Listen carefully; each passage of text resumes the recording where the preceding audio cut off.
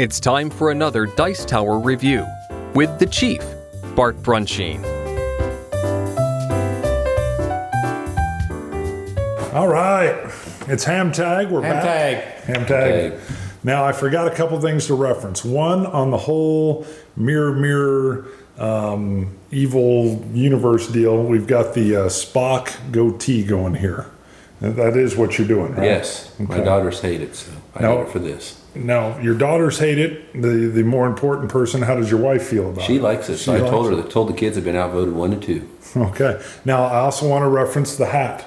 Is there any, we've got 82nd Air, yes. 82nd Airborne. My dad served in it, so. All right, I knew you'd referenced that before, and I just wanted to point that out. He give you the hat? Yep. Very cool. HAMTAG, we're going to talk today about our top 5 non-CDG games. Who wants to explain CDG? Well, I think we all have a different definition. Right, we do. Very good point. So let's let the game show it. I'm the weak link in this CDG. CDG is card-driven games. Mm-hmm. So card-driven games. And we'll let the definitions sort themselves out. Go ahead and start us off, Judd. I'll tell you real quick what you're going to see on this thing. The card-driven game, I consider it lowercase CDG, which means a card-driven mechanic. Candyland, Combat Commander, all of them have card-driven mechanics. Capital CDG refers to a genre, operation points, events on the cards.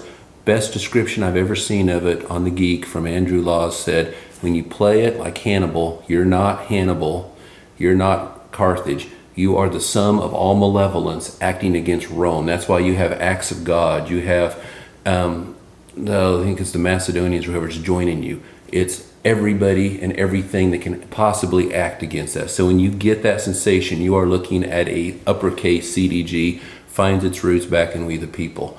So what you're going to see from me on this list are games in the lower CDG. They are not the genre. Really? But these are all games that are driven, the action's driven by cards, but it is not the genre itself.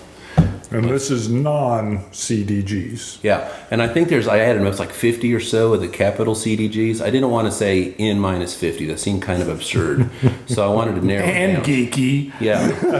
That's very nerdy. Geek. That is very nerdy. That'll be, you'll get thumbs just for that.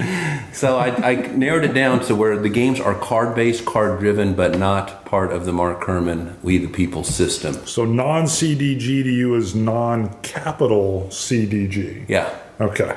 All right. So, first one I'm kicking off with. Am I kicking off? You were kicking. You're the kicker. Okay, my first one is First Bull Run by Worthington Games, designed by one of the most prolific designers out there, Richard Berg. I think he's designed more games than I owned. Come out in 2012. Uses the chainmail system. And also done in Turning Point. Also, all of those games are by Worthington. And also Napoleon, Waterloo, Napoleon's Last Battle. I just got it last week and found out.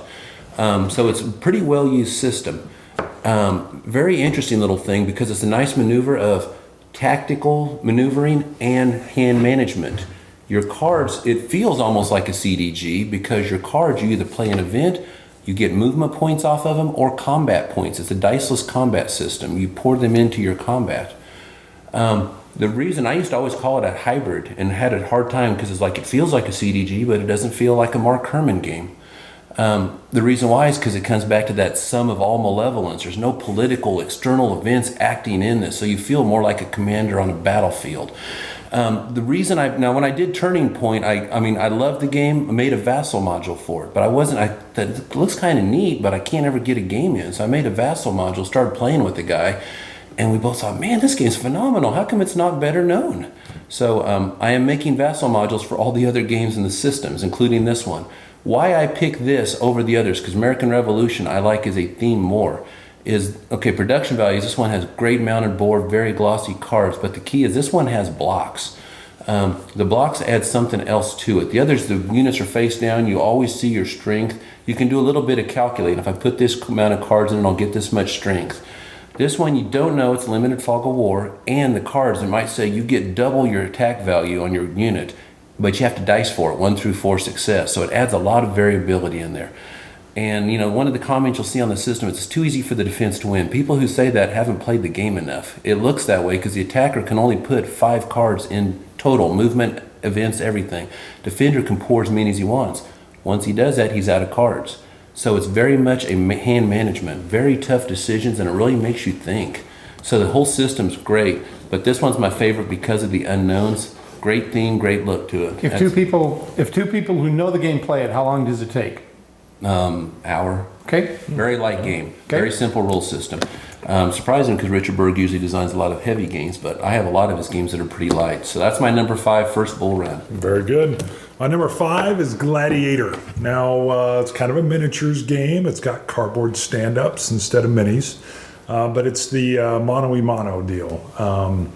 You're maneuvering. Sometimes maneuvering gets a little bit wonky, a little bit, and then you're writing down what area you're going to target. Your opponent's either defending or attacking at the same time. If I remember, it's been a long time since I played it. I think. It brings back. It's just that flavor again when I play. I've played a few games with multiple people all in the arena at once. That doesn't work so well. This is much better as a 2-player game. Maybe 2 different players running 2 different gladiators each is something, but it's outdated, but I love it. The gladiatorial theme is there, and it is simulated. There's not much there that it's not heavy, but they're not abstracting much of anything there. And I liked it, and it really brings back again some of that youthful feel of what gladiators are doing. Okay. And first I'm going to say my definition, while I agree with much of what Judd said about card-driven game, to me, the card-driven game, capital CDG, is the operations points and events. You know, We the People doesn't even follow that rule because it has operation points or events on the cards. Hannibal was really the first one that combined them, but they all come from that We the People genre. But what I picked for non-card-driven games are games that don't have any cards, and as anybody who's been watching these knows, they are not ASL. ASL would always be in every list I come up with. But in this, I chose for this one, these are games that have no cards and are not ASL. And so my number 5 game is an old one called Caesar. It's a Battle of Alesia. It was a tactical battle. The Gauls were inside the city. Romans had them surrounded. There was a relief force coming to get Vercingetorix out of the city. This is the ultimate big and dumb game. There's very, very few rules. It's, counters have movement and defense and combat factors. There are some pieces, there are rules for the entrenchments. There are some pieces for the towers. They have some slingers and archers and things like that. But this game, the combat system is just a push combat system. You don't even eliminate units until you get up to 4 and 5 to 1. Unless you're the skilled Romans, because if you can surround Gauls at 2 to 1, they're eliminated. So this is the disciplined Romans against the Gallic mobs, but it is you can either go. The Gauls have 2 ways to win. They can either try to push through right on the first day, or they can try to wear down the Romans and then find the weak spot the second day to get the leader out of the city. So this is my number 5 game, Caesar. And I'm kind of following the same rule. I'm not, I think every game I'm going to list here doesn't have any cards at all, or if it does, it's extremely minor. No one would ever confuse them as being card driven. So it's my turn to be you and be the different guy this week. You were different. You were definitely different. Okay. Me too. So my number 4 was mentioned about 30 minutes ago in our time. D-Day at Omaha Beach. Decision Games, I think 2009, John Butterfield. I consider the king of solitaire gaming, although Dan Verson might have some issues with that. Maker of Ambush and RAF. Love this game. Unlike a lot of the solitaire-only games I've played, this one doesn't feel like I'm managing the AI. Like, I love Ambush, no disrespect, because I love the game. But you're always fiddling with that card. I wish they made that thing for a smartphone app where you just push the hex and it'd tell you what it is. This one... You could do that. I'm not a smartphone programmer. I'm sorry. Anyways, This one, the overhead for the other side is very easy to handle. So you spend most of your time thinking through your strategy. The cards do everything. There's no dice. The cards tell you how you land, and the effects of your landing. Tells you the effects of fire. The board is very busy with different colors and symbols on it to tell you the intensity in which areas fire. Some of them will fire on the card. The combat, when you go to combat, that's part of the card system. There are events. Everything's in the cards. So it's a great system for that. B-17, a lot of AI management, but I like that game a lot. Some of the DVG games, there's a lot of management with the chip pulls. So this one had a very low overhead, very easy. Once you get through one turn and the board's laid out, tell you put this card here, put this card here. Very simple system to figure out. Very deep, very tough game to win, which is how it should be. I mean, that was a tough battle. It also covers the breakout. I kind of prefer to keep it on the beach. If I want to do a breakout, I'll play Breakout Normandy, and it's a little more abstract. But for the beach landing, this is my favorite of all the D-Day games. It's D-Day at Omaha Beach. That's my number 4. Good choice. And the board is busy. Boy, that board looks imposing. Yeah, I wonder how that works with people who are colorblind. You know the other thing, that would be true. Yeah, I didn't think of that, actually. Yeah. You know the other thing on that game is when I sat down to play it, I just put it down in front of me and just opened the rule book and started reading it. That's what I love about Butterfield's rule books. Everything I've ran by him, which is that way. You just sit down and just start figuring. It makes perfect sense. Well, they've got the walkthrough, which is what, the first on the beach, or I can't remember the title. Easy Fox, I think. Okay, you play half the board, but it's like, wow, this is a really easy game to figure out. Yeah, very well done. Risk Legacy is my number 4. I picked Risk Legacy more for what it did. You're going to see a couple other, or at least one other game on this list for that too. It takes Risk, which I know it's Risk, and I have, as a kid, that's really the first game I get into when I'm gaming, way before I know there's a hobby market for games at all, or Avalon Hill exists. And it makes it into a campaign system. Now, again, if you hate Risk, you're not. I mean, it doesn't change much. It's still Risk. But it was innovative. Seafall from the same Davio, Rob Davio is the designer. He's left Hasbro and now he's doing Seafall, which is going to be that same kind of campaign system, but it's going to be expanding out into like islands in the ocean or something.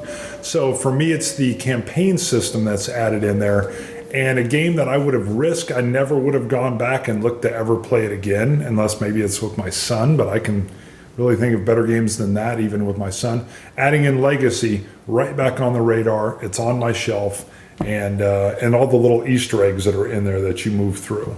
So that's why I like Risk Legacy. My sister likes to play Risk. She has a group she plays with, and I got her Risk Legacy for Christmas. And then just to give her an overview, I sent her Tom Vassel's review, which is hilarious.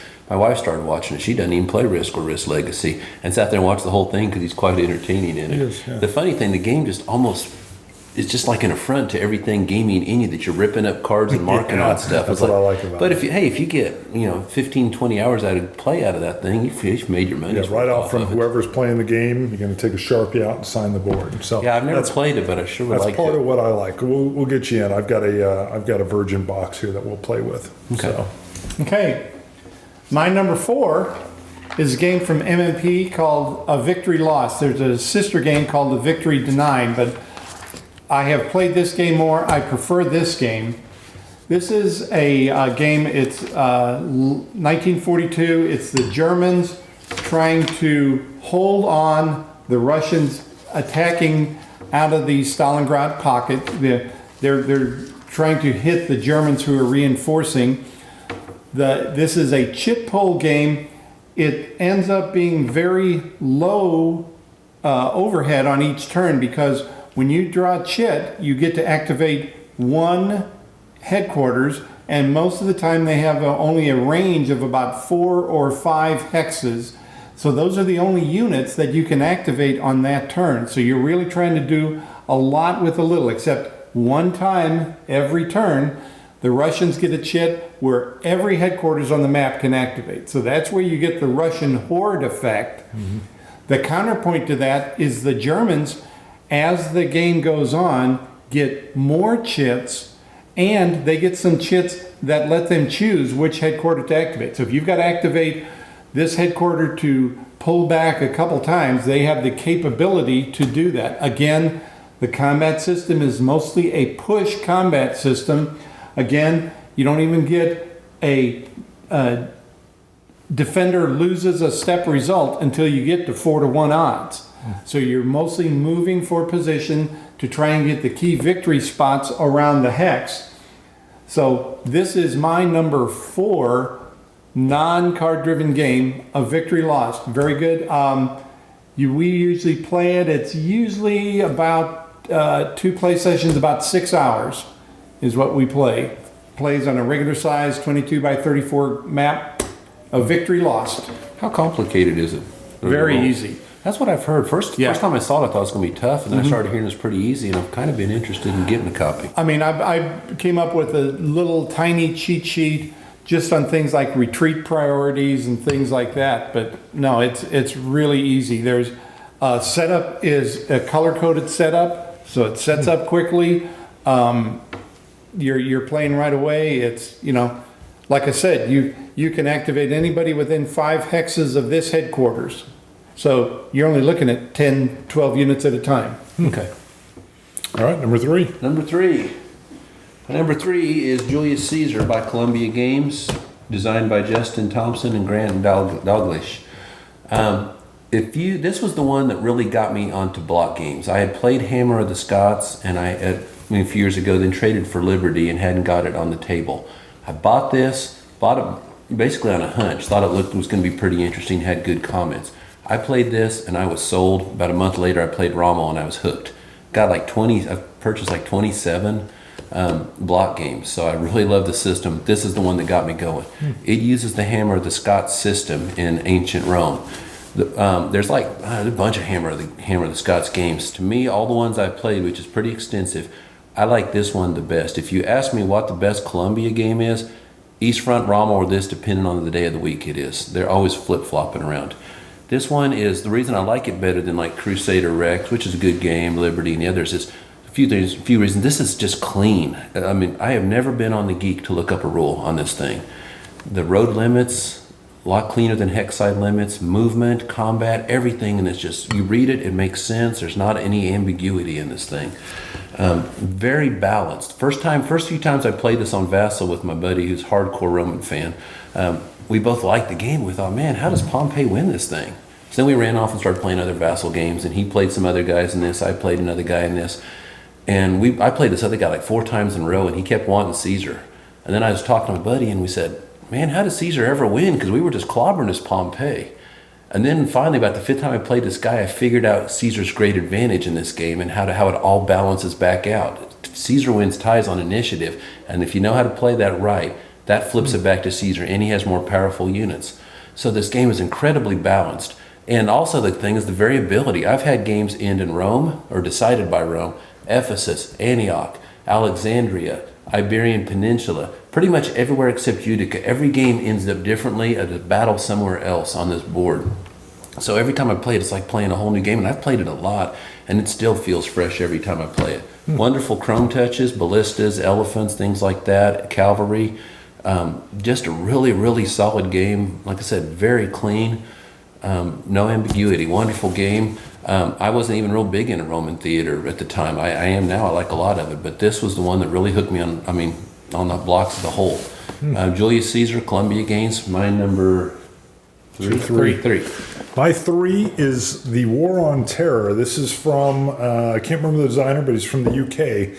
It was a very satirical look at terrorism. It came out kind of poking its thumb in the eye of big government, or what they call empires. It's kind of a risk feel on the top of it, on the surface of it. There are some little cards in there. It's not card driven. But the interesting thing is, as an empire falls, they turn into terrorists that are trying to take down the other ones, and they get a turn as well. And you can sprinkle terrorism around on the board and play cards that are going to do different things, jabbing at people. You've got nukes that are available in here. But its big thing is just, I'm not going to say it's a great game. It's a good game.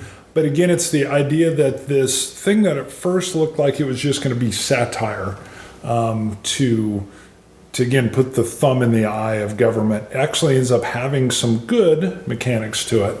And then it also manages to kind of tell that story through gameplay. And that's a hard thing to do. I've seen games do that and fail completely. And this one does bring the satire in. There was an old, I've never played it. There was an old game, I think it was called Nuclear War or something. Was Love it? Card that game. game. Was That it a should have card been in my game? top 5 party games. Okay, and that was one where you're literally like, you might kill 20 million people of the Right. other players, right? Didn't you have a story with some old lady at a church? I would take this to church parties. Little old lady I'm playing with. Party gamer. Yeah, party.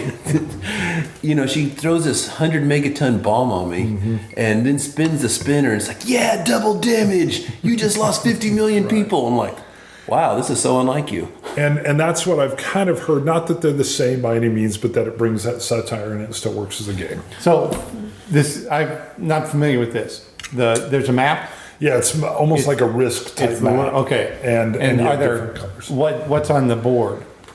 Cubes, counters, cardboard. It's like these cone triangle things. Okay. And you're moving around. All right. I'm checking. Okay. Yeah, my wife was We're calling. good. We may have a wife stepping in a while, and that's fine. All right. So, all right. My number 3 non-card driven game is Napoleon's Triumph. This is obviously a big game, and it's a big map. It's a block game. It's on the Battle of Austerlitz.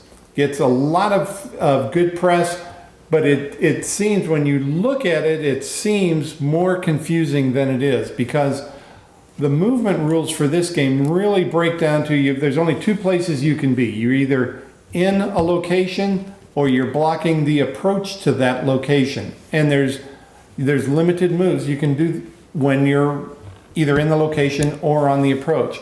There are rules for how a core will move down the road, how they share the road movement. And there's only 4 orders that you can give. You can either move a core, you can detach a unit from a core, you can attach something to a core, or you can move an individual unit. So the map play is really much simpler. There's only 12 pages of rules anyway, but the map play is very simple mechanically, and the combat is more complex, but there are a lot of, out on Board Game Geek, there are several procedural, let's call them checklists, for how to handle combat and take care of all of the options. When you go through those, they will teach you how to do the combat, and when you've been through them a few times, you will understand how to play the game better. Oh, if I have artillery here, that affects this step in the combat phase. It has, I find it to be well balanced. Again, this thing is probably, but not even we don't even play where it takes a full 2 sessions. It's probably, for us, a 4 or 5 hour game if both of you know the game. But Napoleon's Triumph is my number 3 non-card driven game. Okay. So number 2. My number 2, Command and Colors Ancients by Richard Borg. This could very well have been Battle Cry or Memoir. The reason why is because I think I might be able to get the others on another list someday. Also, there's a few other things. This one's a little deeper in the strategy. I said I want this list to be about the card play. This one makes you think about your cards more. Memoir, the board shrinks because the armor's so powerful. The range in Battle Cry is really big. 5 hexes for artillery. This one, you have to coordinate your units a lot more, and you're getting in their face, as it should be. So you have to coordinate your cards, like get your left flank hooked up with your center, so that way you can get the whole one line moved. Everybody that's connected can move together. Also, there's a thing called battle back in this, where if they don't eliminate or retreat, they get a fight back. And if you're fighting heavy units and they're rolling 5 dice at you, ouch, because then they're going to flip around and they get a go, and then they're going to hit you again and probably eliminate you. You're trying to break those lines open, so their big groups of cards that move a lot of units can't be used. So you really got to think how you're going to coordinate your attacks and how you're going to coordinate your movement. So the strategy is a lot deeper. It doesn't use the plastic. Battle Cry has the best plastic, if you ask me, but this one... You don't really care about that. Nah. Plastic. Yeah, now, you couldn't do plastic in there. There's too many different types of units going on in this thing. So it uses blocks, but they're not fog of war blocks. It's real easy to see what they are. Do you have an opinion on Command and Colors Napoleonics? I have played it once. I liked it well enough that it's probably going to be the next game I purchase, unless I can get one of those Grail games you've been keep flashing at me. Now, see, for me, I would definitely say this is card driven, but I know it's not for you. It's not a capital CTG. Yeah. Oh, it's definitely the action that drives cards. yeah. You spend a card, you move units. That's Because most of my games. I had thought of this, but because of the card play, I wasn't. Yeah, going to. I mean Julius Caesar, same thing. It's all these things Yeah. move them, but this doesn't give you any sense of you're the sum of all malevolence. There's no political events. You don't get the acts of God going on. Malevolence. Yeah. So it's the Memoir's a better, more developed system. Battle Cry got better plastic. This one's got the deeper strategy amongst those. I'm not considering Battle Lords really Ameritrash, if you ask me. Well, that's true. That is true. And it's also like just the core mechanics are a poor man's version of this game. This game got me hooked on Ancients. And you can say what you want about Richard Borg and his systems, but you can't deny he and Larry Harris have done more to getting people hooked on war games in the last 30 years than any two people. Richard Borg got me interested in Ancients Warfare by this game. I'd had no interest in the Civil War till Battle Cry. Got it for my birthday. Now I've got 25 Civil War games. So his games are great gateways. That's my number 2, Command and Colors Ancients. All right, my number 2, and I may mess up the French town, but Raid on Saint Nazaire. Nazaire. I think they call it the Raid is what it's called. It's Commando Raid. The map of this game is gorgeous, and what you're simulating is that the Bismarck, no, not the Bismarck, the German ship that was sunk, the battleship. I'm blanking on it. Tirpitz was in. It was Bismarck. Okay. Maybe Tirpitz. This would have been. It's the only port that can handle it.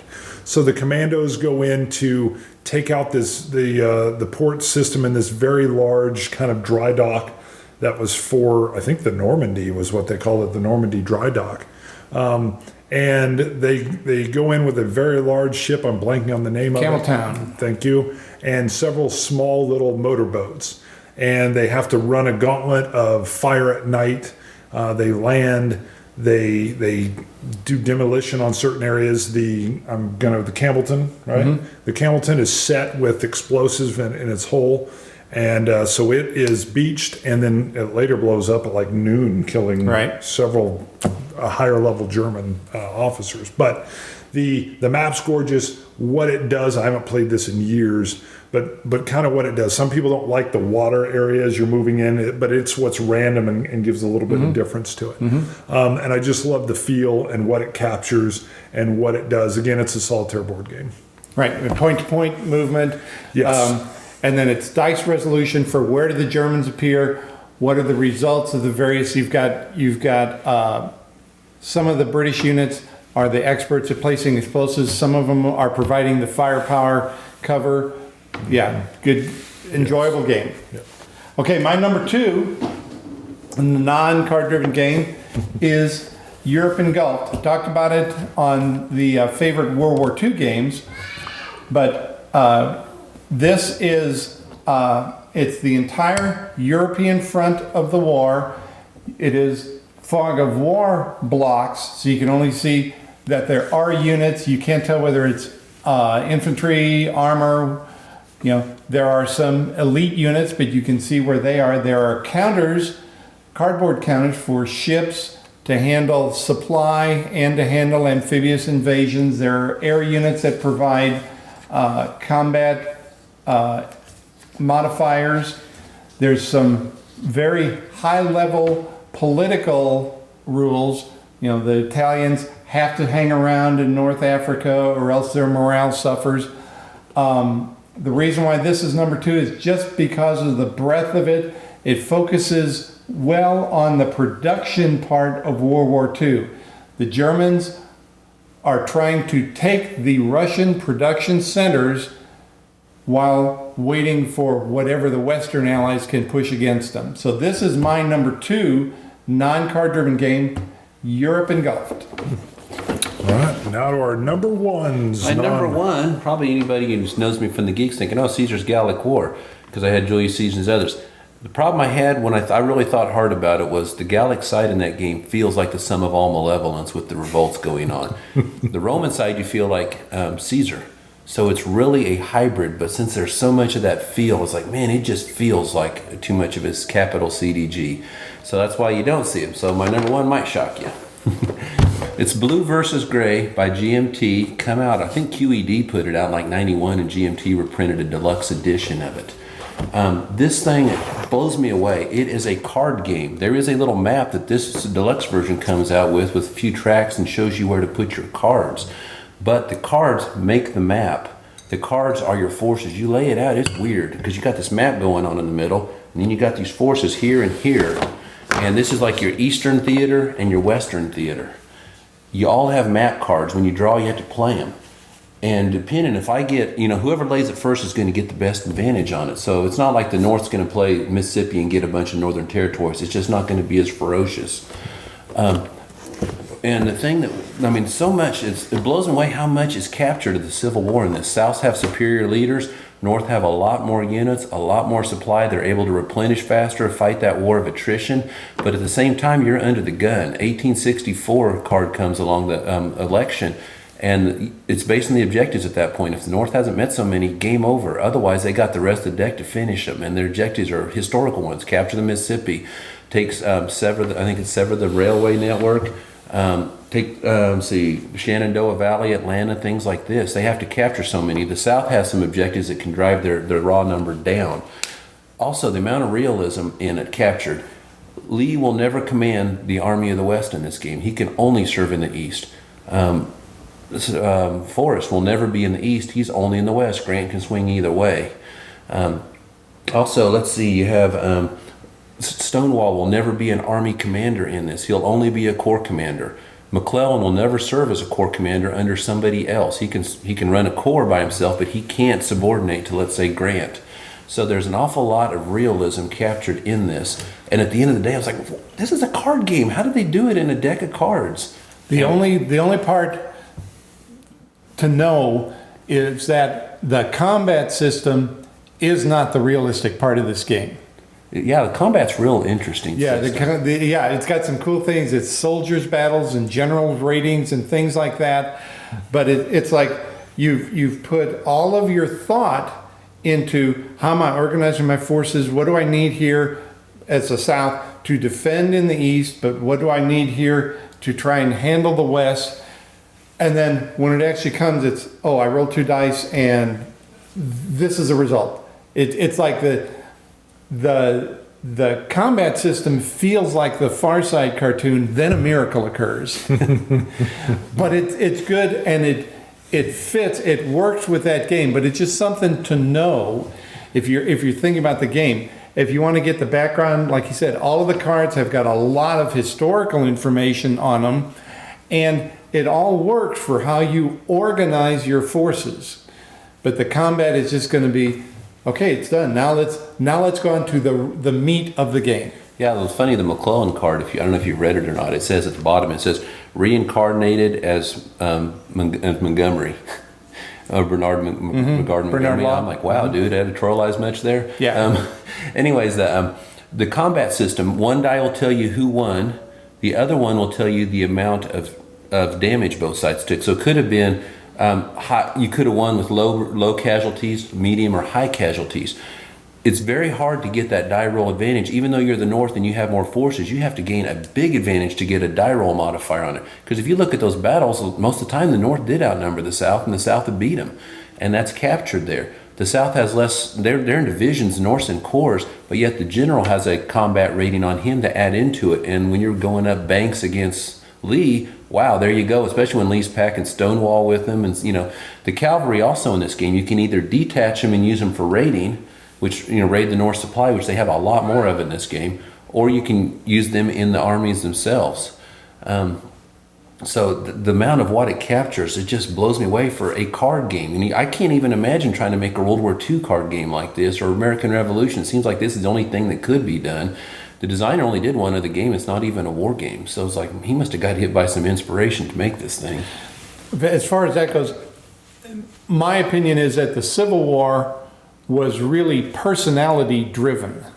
I mean, you know more about the generals of the Civil War and even some of the political people in the Civil War than you do, you might know Washington and Francis Marion and Cornwallis, but you really don't know. And same thing, about Patton and Montgomery and Eisenhower, but not as many. Whereas this, if you know history, you know more of the individual people. That's why I'm just going to segue a little bit. Lincoln's War is a brand new game. My jury is still out on it, but all of the cards in that game are the individuals of the North and the South, and what impacts they have on the war effort. That's why I'm looking forward to trying to get into it more. Now, I have the Eric Lee Smith one prepped and ready to go in the next few months. I'm really curious, but right now this is my favorite strategic level Civil War game, and I've played probably 4 or 5 of them. What Eric Lee Smith? Oh, the Civil War victory games, the classic from like '83. Oh, okay. I did not know that was his. I've got that one too. Yeah, and I've heard by a lot of people it's the best one. Yeah, he wasn't helping out on that much. So, yeah, I'm curious to see. I've heard from a lot of people it's the best. Right now, this is the best one I've played. Okay. All right. My number one, again, a little bit philosophical when I did this list. I haven't played it very much, and the last time I think I played it was when I did go to the WBC, the World Board Gaming Championship, which was probably all the way back in 2007. But it's Squad Leader. Everybody knows from what I've been talking about, I love tactical level games, and this is the granddaddy, the grandfather of tactical level World War II squad on squad. And I know there's some flaws to it, and ASL has really trumpeted over that entirely. Did you do a lot of squad level? Oh yeah. And then, I had the beginning series, right. yeah. And then once ASL came out, you don't go back and play SL anymore, right? So, and I know that's what happened, but to me, it's number one just because of what it did. And it happens in '77. I'm 7 years old. I'm not playing games yet. But as I went back and was researching games, what it did for me and what I was going to be playing is just magical for me, and that's why it appears as number one on my list for non-card driven games. And my number one non-card driven game, I've got Mighty Endeavor, but really for me, it's the whole standard combat series that MMP puts out there. 18 games in the series, and these are very pure hex and counter systems. There's rules for movement, including the possibility of overrun, combat, exploitation, tracking supply. That's what's in the rules. And then every game in the series has their own little small add-on. This one has paratroopers. This one has, the Germans holding on to the west wall. Another one I've done recently is Bastogne, where there's rules for holding, the different parts of it. How you handle the artillery is a little different. This series, these games usually are relatively short compared to some of the other big tactical games, operational games that are out there. But there's games on World War I, there's games on the Spanish Civil War. So this series is just a very enjoyable but challenging hex and counter game. This one, Mighty Endeavor, tracks everything from the Normandy landings through Paris, through a bridge too far, into Germany. You've also got to time your southern France invasion. So this game gets the whole Western Front. There's an expansion coming out. I don't think it's actually been delivered yet, that adds some of the Eastern Front. But this game and the series is my number one non-card driven game. There we go. All right. Anything in wrap up? I think we're good. All right. We will cover card-driven games at some point. I don't know exactly when, but that'll be out there. And HAMTAG, half as much, twice as good. See you guys. We're out of here.